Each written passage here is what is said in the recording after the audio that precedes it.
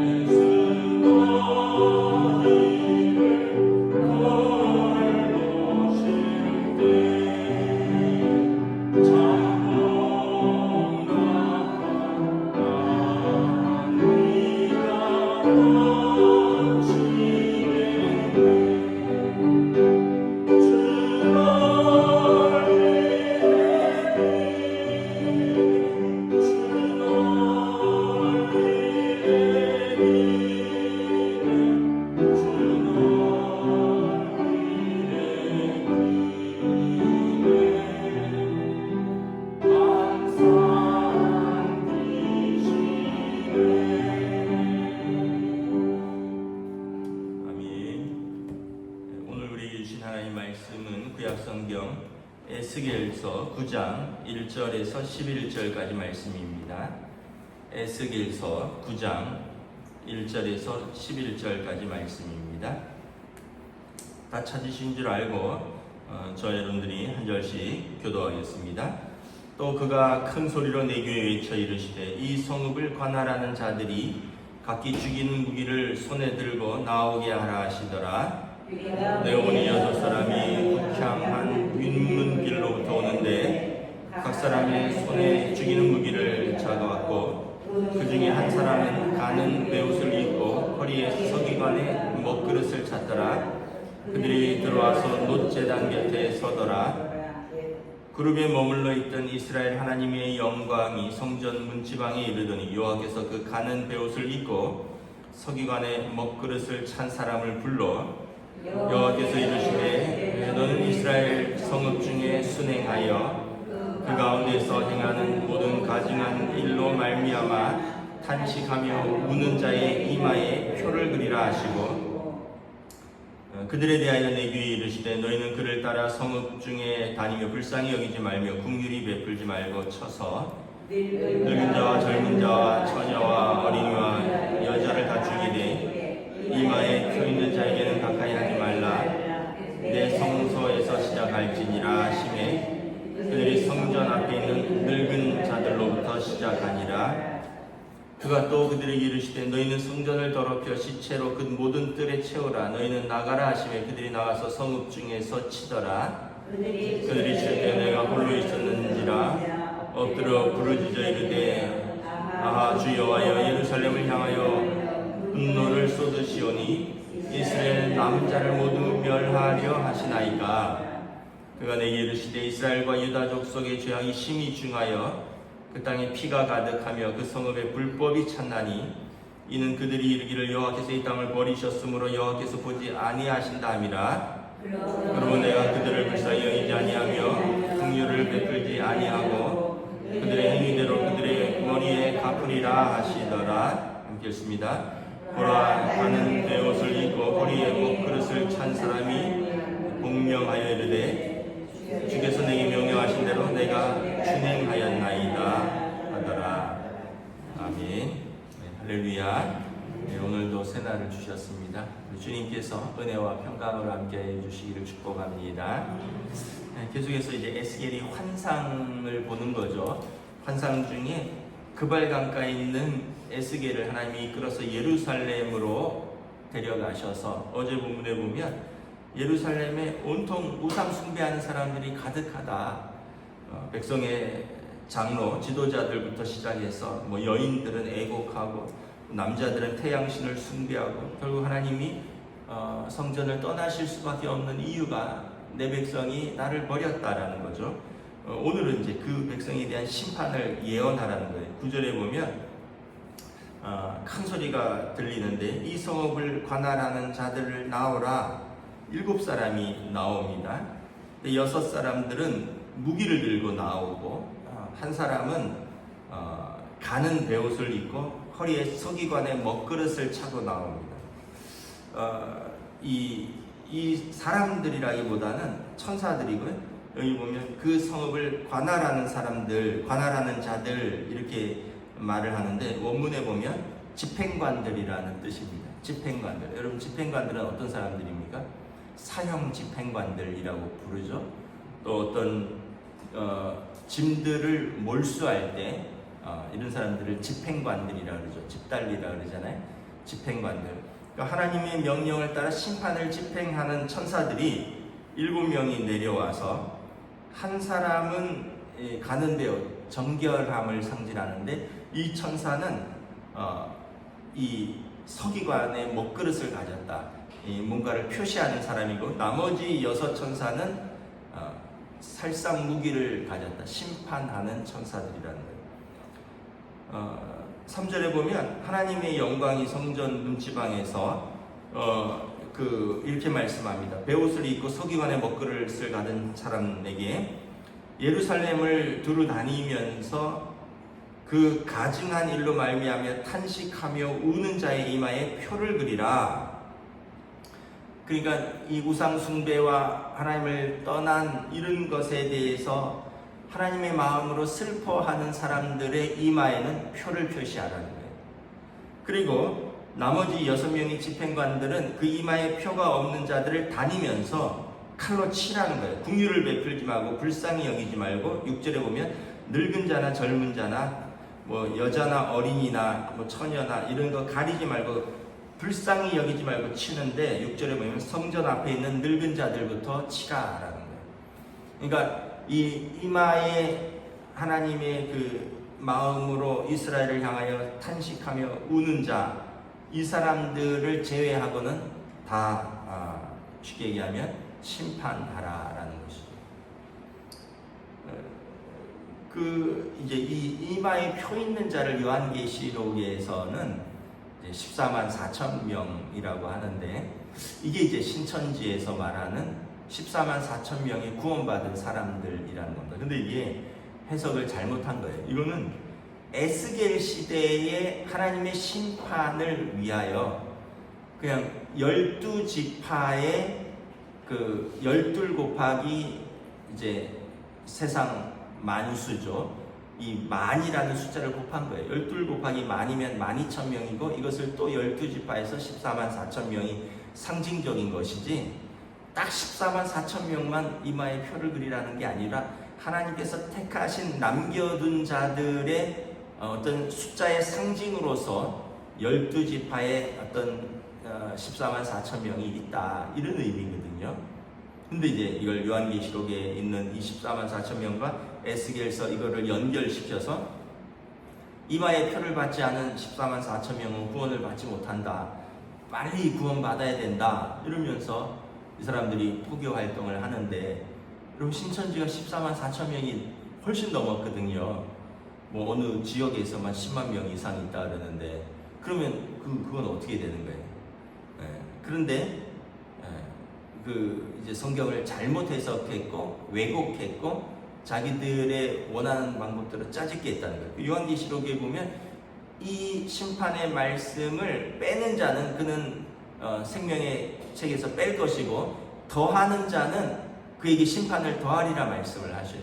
하나님의 말씀을 우리가 능력이 부족해서 무식해서 잘 못 전하면 그것은 하나님께서 어쩌면 책망은 하시지만 모르고 한 것이니까 불쌍히 여기실 수 있으나, 알면서 빼고 알면서 더하는 것은 하나님께서 그를 생명체에서 빼고 심판을 더하시는 무거운 심판으로 다스리겠다. 이것이 요한계시록 마지막의 말씀이거든요. 이 심판의 두루마리를 더하거나 빼는 자에 대한 책망입니다. 근데 신천지는 이거를 의도적으로 빼고 더하고 이면서 신천 신지에 14만 4천 명 이마에 표를 받은 14만 4천 명만 구원을 받는다. 그러면서 뭐 제가 말씀드렸죠. 우리나라의 우리 동네 지역은 야고보 지파가 관할인가 봐요. 그래서 신천지 왕십리 야고보 지파 왕십리 교회에서 매주 저한테 편지가 정기적으로 옵니다. 그래서 처음에는 왕십리 교회가 왜 나한테 보내나 하고 이렇게 봤더니 신천지 야고보 지파 왕십리 교회, 그 야고보 지파에서도 12,000명을 채워야 되는데 12,000명 채웠거든요. 계속 그런 식으로 하는 거죠. 하여튼 이제 에스겔서에서의 상징은 하나님의 마음으로 우상 숭배와 또한 이러한 불법을 애통해하는 사람들에게 이마에 표를 주고 그 사람들을 제외하고는 모조리 자비를 베풀지 말고 심판하라. 그래서 성전 앞에 앉아있는 여기 보면 그냥 늙은이들부터 성전 앞에 연세 드신 분들이 그나마 좀 앉아계실 거 아니에요. 성전 앞에 젊은 사람들은 어디 놀이터에 있겠죠. 냇가에 있거나. 그런데 그들부터 칼로 심판을 하는데, 너희는 성전을 시체로 가득 채우라. 왜냐하면 그들이 성전을 더럽혔다라는 거예요. 그래서 에스겔이 한탄합니다. 하나님 앞에서 8절에 보면 내가 부르짖어 이르되 여호와여 예루살렘을 향하여 분노를 쏟으시오니 이스라엘의 남은 자를 모두 멸하려 하시나이까. 환상 중에서도 하나님 앞에서 자기 백성을 향하여 부르짖는 선지자의 모습을 볼 수 있는 것이죠. 하나님께서 너희가 나를 버리지 않았느냐? 그러므로 10절에 내가 그들을 불쌍히 여기지 아니하고 긍휼을 베풀지 아니하고 그들의 행위대로 머리에 갚으리라. 그러는 와중에 11절에 아까 가는 베옷을 입고 허리에 먹그릇을 찬 서기관 같은 사람이 돌아와서 말하되 주께서 내게 명령하신 대로 내가 준행하였나이다. 이마에 14만 4천 명, 여기서는 14만 4천 명이라고 나오지 않았지만 요한계시록에는 이마에 하나님을 마음으로 예루살렘을 향하여 애통하는 자들의 이마에 표를 내가 다 그리고 왔습니다. 그 얘기는 이제 심판이 임박했다는 거죠. 이제 그 사람들을 제외하고는 다 하나님의 심판이 임박했다. 우리가 여기서 두 가지를 생각할 수 있는데, 첫째는 이 땅에 아무리 죄악이 가득해도 하나님께서 남겨두신 사람들이 있다라는 것입니다. 그러므로 우리가 우리 나라와 민족을 위해서 또 우리 자신을 위해서 우리 가족들을 위하여 하나님 앞에서 에스겔처럼 슬피 울면서 막아서면서 하나님의 마음으로 슬피 우는 자들, 하나님이 그 사람들을 찾으신다는 거예요. 두 번째는 그리고 때가 차면 그때는 더 이상 기회가 주어지지 않는다. 그래서 우리 모두는 사실은 알 수 없잖아요. 내일 아침에 눈 뜨실지 어떻게 알 수 있겠습니까? 이 여름이 이렇게 덥다 그러는데 내년 여름을 맞이할 줄 어찌 아시겠습니까?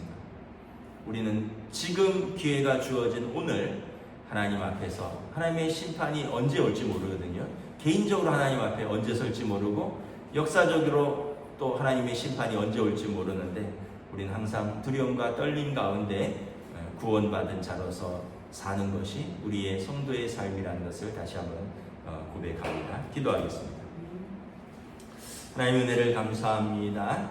오늘 또 환상 속에서 하나님께서 이스라엘을 심판하시는데 그 중에서도 하나님의 마음을 가지고 우상 숭배와 패악한 예루살렘을 향하여 슬피 우는 자들을 구별하여 그들을 표시하라. 그리고 그들을 제외하고는 심판하라 말씀합니다. 에스겔처럼 하나님 앞에서 자기 백성을 향하여 슬피 울며 하나님의 진노를 막아서는 그 한 사람을 찾으시는 하나님의 마지막까지 자비와 긍휼하신 모습을 살펴봅니다. 오늘 우리의 삶에서 우리가 무엇을 위하여 울며 무엇을 위하여 기도하는가?